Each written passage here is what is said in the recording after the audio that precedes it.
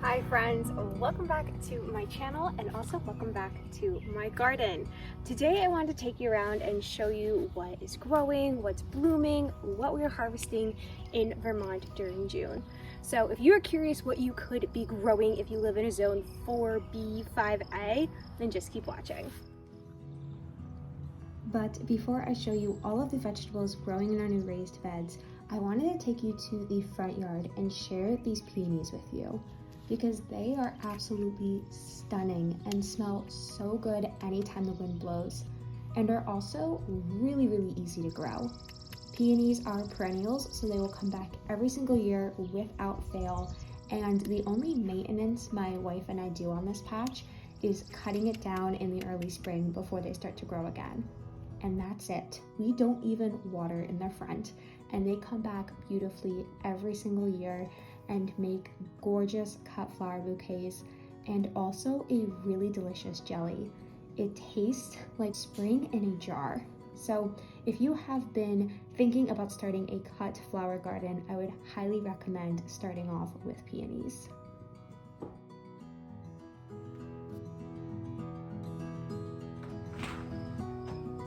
Okay, time to check out the backyard. This is where we have the majority of our vegetable plants going, mostly in beds, but we do have a few containers. Hello, thanks for joining. Do you want to show them the cabbages? Yeah, you gotta help mama. As I was saying, the majority of our plants are in raised beds, but we do have a few containers, and these cabbages seem to be doing the best, and I have a theory as to why.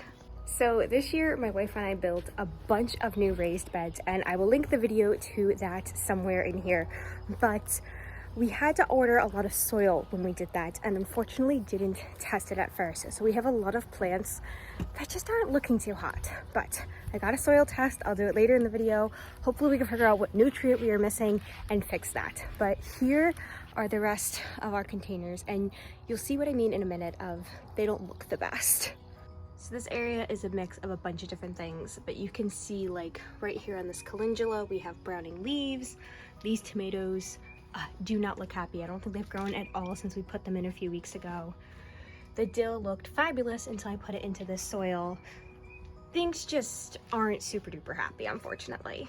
Like I said though, we are doing a soil test to figure out what exactly our plants are missing, and in the meantime, I've been giving them some of this all-purpose fertilizer, and it seems to be helping. So I'll show you the other beds that look a little bit better at the moment.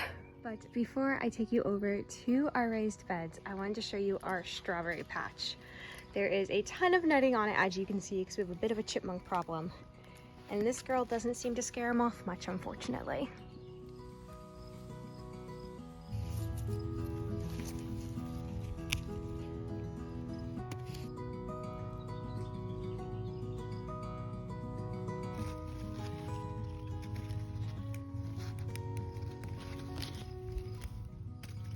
Here is our harvest from the day so far. Got about 12 strawberries, making 60 in total for this season. And last year we got almost 500 from this 16 by 4 foot bed. So hopefully we are successful this year.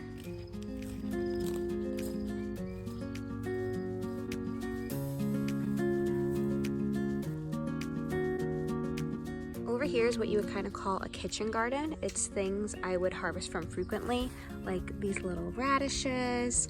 I got some green beans coming up, which I know the flowers are purple. They're a really cool variety. I can't wait to show you them once they come in. I got some peas over here, which you can see at the bottom.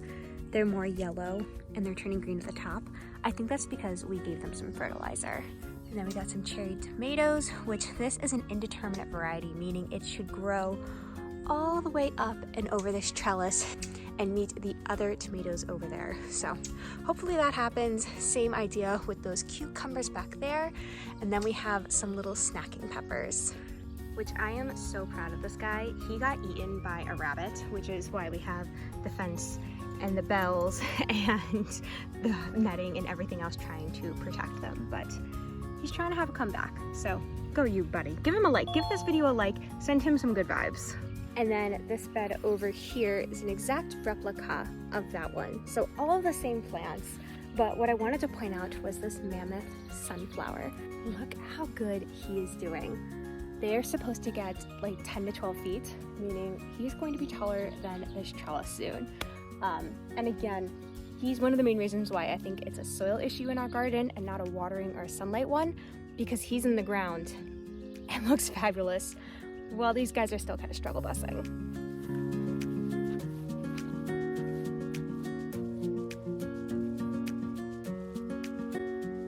Before we stop by the back raised beds, I had to show off this flower garden in the middle. I wish I could take credit for it. Somebody else planted all these beautiful perennials, like these irises, more peonies over there, some poppies. It brings me a lot of joy that somebody had the thought and intention of putting all of these beautiful things out here for people to enjoy basically forever.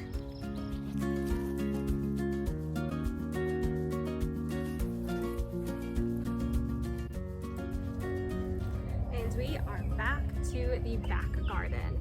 This was the biggest part of our expansion this year, so I will take you through all of the plants because there are a lot.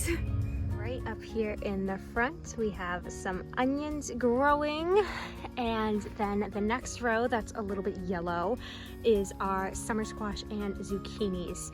Like I said, the new leaves come in green, the old leaves are turning yellow a little bit fast. Hopefully the fertilizer helps and that soil test gives us a lot of answers.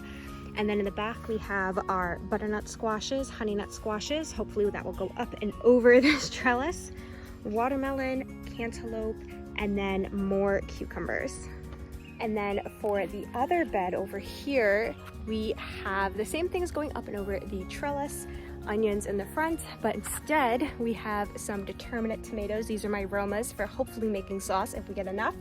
And then some little paprika peppers. Hopefully, again, going to be able to preserve them and make some powder.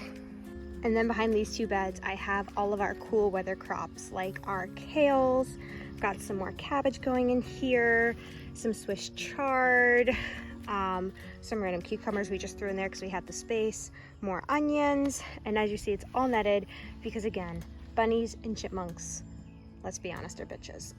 So I hope you enjoyed this little garden tour. I enjoyed making it, and I would love to hear in the comments what you're currently growing in your garden, no matter how big or small it is, what zone you're in. Let me know down below, and make sure to subscribe so you don't miss any more garden tours. And I will see you another day for another video. I can't believe I almost forgot to do this soil test with y'all. So this is what it looks like. You can get this at like any hardware store or Walmart. I think my wife got it off of Amazon. But basically there's all these little capsules that you put into these little containers with some of your soil and a bit of water. And it has little indicators on it to tell you what you are deficient in, what you're high in, and how to fix it. So I'm gonna do this really quick and hopefully we get some answers.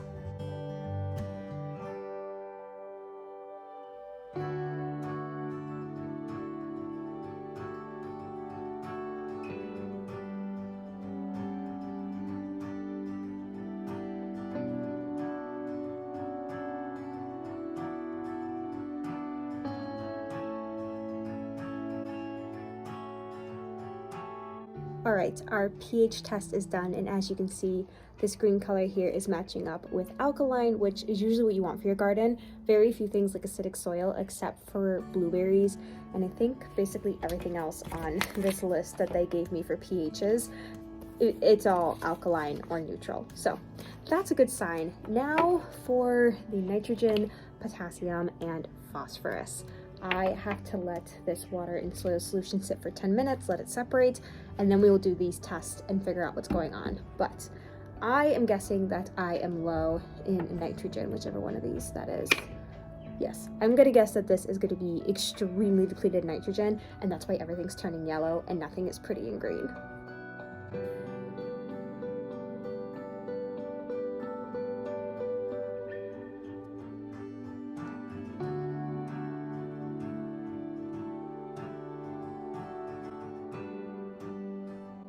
Well, my guess was correct.